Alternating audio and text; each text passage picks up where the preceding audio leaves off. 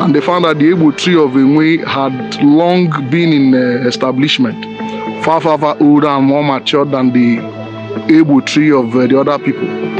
So that was how they settled the issue of who came first and who was first in the land. Nke nwe mai ka agbai that ka dị older than the other one.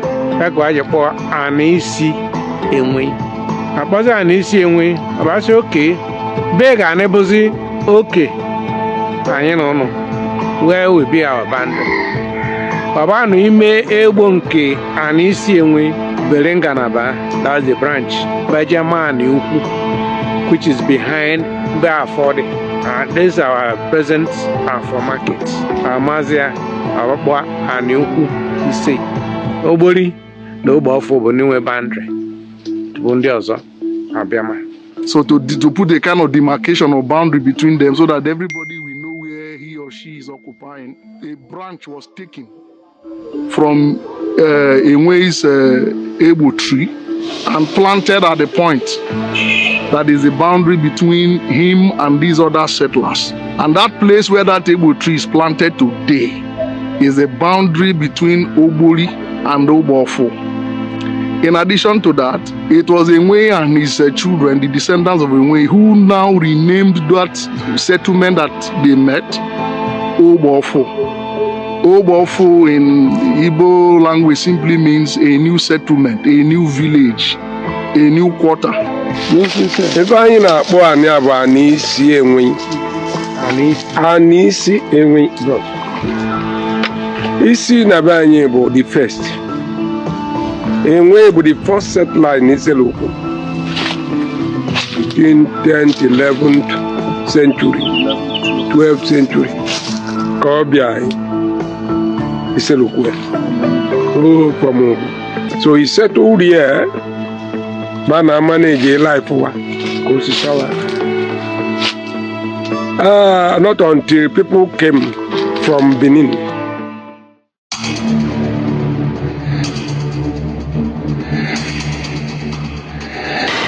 Amandi Omado, that is people from Edo, Jibia, they settled in a place called Obofo. At the time was a Benivia. When they were could do barefoot, no other side. And these are the Umuchima. That is the Ezechima from the east too. Oftentimes you see history being distorted. People want to tell you, oh, everybody in Issele-Uku came from Benin. Like some writers will tell you, they came from different quarters in Benin and all of that. It is not true. Yes, some quarters in Issele-Uku have Benin origins. Some quarters in Dumine, some quarters in Oboto. People who distort the history want to give the impression that the Benin migration came first. It is not true. The remigration came first, followed by the Benin migration and then other migrations. I mean, we see different migrants, we say. Ndisi Igala, Ndisi Bodondi Ozada, then so many be. Bef Corona Bona, I know Bofo, Moke. I know Bofo, Sister, Bunde Ibinu, and no girls. Oboli, because as the first settlers of the town had a king then, before 12 AD, when Benin Kingdom liberated Issele-Uku, this area, and took over the administration of the area. And they assimilated us through intermarriages. But unfortunately, we can't speak Benin because our language supersedes. Because they made larger groups of migrant farmers. Because they made larger group of migrant farmers, they now began to intermarry with us and install the administration on us. As a result of that, the king then, in many ways, but we have a king handling Oboli, the monarchy in Issele-Uku was founded by Oligbo. Oligbo is the son of Eze-Chima. But other writers of Issele-Uku who want to project the Benin history will tell you that one Ogio Wadia 1230 AD. By 1230 AD, Benin was not an imperial power. Benin was still recovering from the crisis of the Giso dynasty. And then, why did I say Oligbo? Oligbo because the two instruments of Benin regal power, the Ada and Abani, those two royal swords, came into Issele-Uku history during the reign of Oligbo. Oligbo became officially recognized by the Oba of Benin as his tribute king in this area. And so to reinforce that position, the Benin kingdom officially during the reign of Oligbo, under the reign of Oba Esige, gave Oligbo the two instruments of Benin regal power, the Ada and Abani. So those who are distorting it is saying that there was one Ogiwadia as at 1230 AD. As at 1230 AD, the Ada and Abani, the two instruments of Benin regal power, were not part of our custom. It's an attempt to want to distort the fact and want to alter history to say that the Benis came here first. The Benis did not come here first.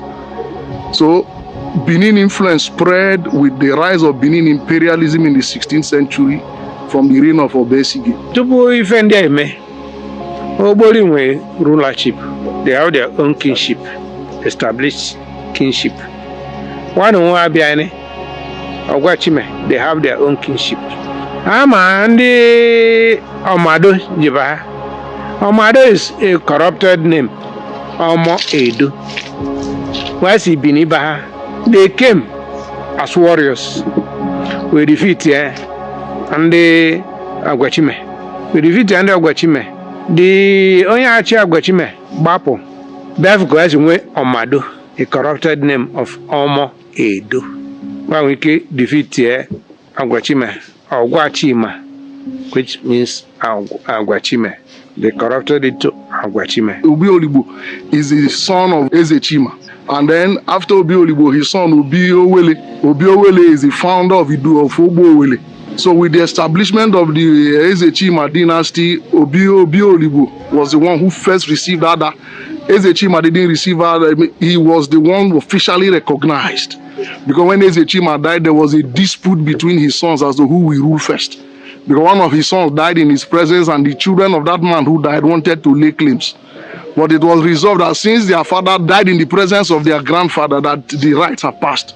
That was how Oligbo came to be the Obi of Issele-Uku. He is the founder of Issele-Uku dynasty. Before now, Issele-Uku was an autonomous community, self-governing, had his own line of chiefs. And that is the symbolism of that great Iroko tree at Idumwetiti in Issele-Uku. That was the palace and the area, the king's court, where the rulers of Uboli community used to be. It was a self-governing autonomous community. We were not under anybody's influence. We had our own lines of rulers. And like I say to you now, the last ruler of that autonomous community was Manuata. He is the great ancestor of Reverend S.W. Martins of blessed memory. Now what now happened later? Yes, the Eze-Chima people began to rule, but unfortunately the people ruling Issele-Uku now are not descendants of Eze-Chima. Because something happened. At about 1730, the crown prince, who was the eldest son of Obiodia, was sent to Benin as a prince to be, the way they trained them for all these kingly things. And then mysteriously he died there. Many of us believe he was poisoned or killed, whatever. If some believe that before this time, Benin was already laying a grand plan to invade and install a ruler. So the man they sent for training died in Benin. They didn't tell the people here that anything happened to him. Only for Benin, the Oba of Benin, to crown his second son, Obi Ediahe, and sent him under the guard of 3 brigades and marched on Issele-Uku and installed the second son of Oba Kenzwa I as Obi Ediahe of Issele-Uku. That was where the Eze-Chima dynasty was toppled. Before now, the palace in Issele-Uku used to be referred to as Issele-Uku Palace. But under this new Obi now, you see them trying to change things to Issele-Uku Palace. because certain truths are coming out. The rulers of Issele-Uku are not descendants of Eze-Chima. Many people in Issele-Uku don't even know this. And for this is I'm saying, a lot of people are going to be incensed, but that is the truth and that is the fact. So where does that now lead us? There was a Beninization agenda with that imposition. Because before now, because of the re-influence, the Okpala system had become so entrenched. That is the system that was on ground. That is the system by which the people were governed. So, and the Okpala system was a loose arrangement. Once you are an Okpala, you're a free man, you live your life, you are not beholden to anybody, you're not anybody's slave or servant, and so on. And so one of the things the coming of Obiedai did was to want to install in Issele-Uku here that strict and rigid monarchical system of a central bishop where everybody must go and bow and kowtow. And the moment you don't bow and kowtow, you are seen as either being a deviant and so on. It was with the coming of Obiedai that towns like Issele-Azaba fled from Issele-Uku. Issele-Azaba and then Issele-Bitime fled under that arrangement because of the harsh. If you go to Issele-Bitime, they will tell you, if you ask them, when did you come? They will tell you, we fled Issele-Uku. Because what they used to call Issele-Uku was, if you go to Issele-Bitime, they call Issele-Uku Issele-Uno. Issele-Uno. And then you ask them, why did you come? They say, look, it was Amobi Buadajibia. Now, so they fled because human sacrifice went. If you oppose, you are killed. You have no say. It was a very brutal setup.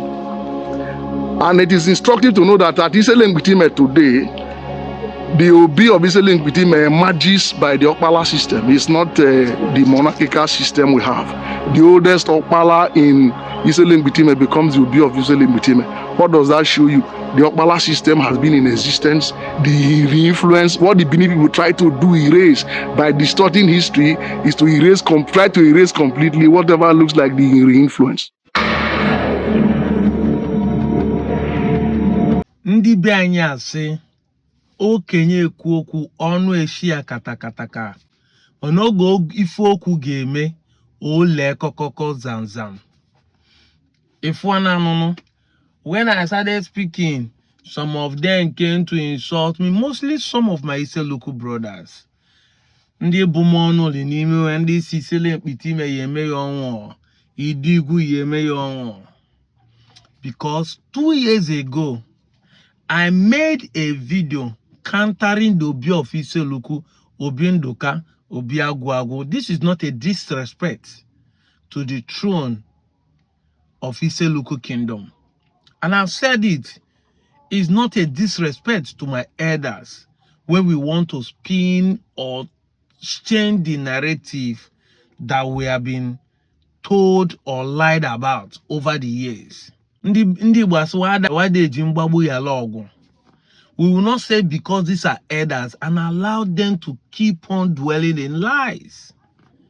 When I made that video 2 years ago, that we as a Chime clans and Anyoma in general are predominantly Igbos. And I said in that video that it might be true that Ndoka lineage are Benin, but he should not use his own self and his people to drag the entire Issele-Uku to be Benin descendant. But I said in that video also that if he come out and say, yes, I know that I'm a Benin person, but the people I'm ruling are Igbos, that he must spin another revolution against him, because people will not say, so you're a stranger ruling us who are indigenous. And I keep on explaining this, that even if they say this, that they are Benin, that they are not Igbos originally, just like the Okunzu and the Ubodu people, I still say that nobody will chase them from their place. Nobody. Forget all this internet shouting, you have to leave this alone. Nobody will pick up cutlass and start fighting them. You are not Fulani yet, man. But you will be angry. Today, the Olukumi people are staying with us. The Ebu Igala community are staying with us. Nobody is going to chase them away. And that's why I say that we are too truthful in our approach for this identity crisis that we are preaching. We are too truthful. I know some people will say, what do I mean by that? What I mean is that when we are talking about our own narrative, we are truthful to tell people the exact thing that happened. Look at how these Issele-Uku elders were able to tell the truth, that they know that they are here first, but they know there are people that came from Benin to stay with them. But when he reached these Benin people, the Benin ambassadors among us that want to tell their own story, they will never ever recognize, even if they think say na Benin first come, they will never even recognize the Igbo settlement there. They will say, no, there's no Igbo in it at all. Everybody here na Benin descendants. These are the problems we are facing in 21st century. Look at this write-up. He said, Anyoma are predominantly Igbo speaking as well as other Igbo language, including the Enuani dialect in the northeast, spoken in Ibuzo, Ogwashiuku, Ishiago, Asaba, part of Igbodo, Ela, Isele, Idumuje, and Onitsha. Because there are different parts of Issele-Uku, Asaba, Issele-Itime. Then even Onitsha, he did not talk about all the Onitsha because there are different parts of Onitsha, so he put ETC. Eka in the northwest, example, Agbo, Umunede, Owa, Ewanke, Boju, ETC. Then he talk about Okwane, Abo dialect of the Igbo language, mostly spoken by the people of Ndokwa in the south. So when we say this thing, we have evidences to prove to you that these things are, we're not just the one making up this story.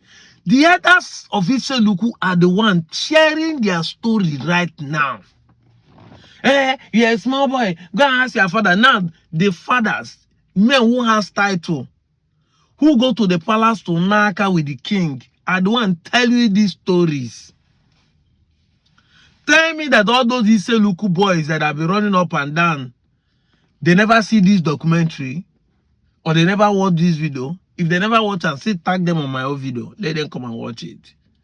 Can they go and confront any of that king? That's why I say that these people know what they are doing. They are using you guys to cash out, giving you false hope.